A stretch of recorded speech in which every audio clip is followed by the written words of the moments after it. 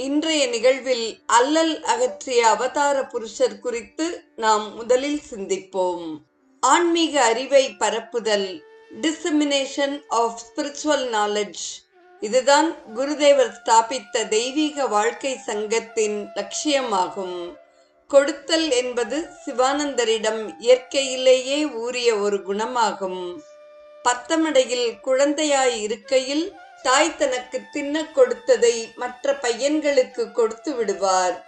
பள்ளியிலும் கல்லூரியிலும் தமது சக மாணவர்களுக்கு பாடங்களை சொல்லிக் கொடுத்தார். மருத்துவக் கல்லூரியில் படிக்கையில் அம்ப்ரோசியா பத்திரிகையின் மூலம் மக்களுக்கு மருத்துவ அறிவை கொடுத்தார். மலேயாவில் நோயாளிகளுக்கு மருத்துவ உதவியை கொடுத்தார். இவ்விதம் தன்னிடம் இருந்த அனைத்தையும் பிறருக்கு கொடுப்பதில் மகிழ்ச்சி அடைந்தார். இந்த கொடுத்தலில் இன்பம் காணும் தன்மையானது துறவியான பின்பும் பன்மடங்கு அதிகரித்தது. தொடர்வது தானத்தில்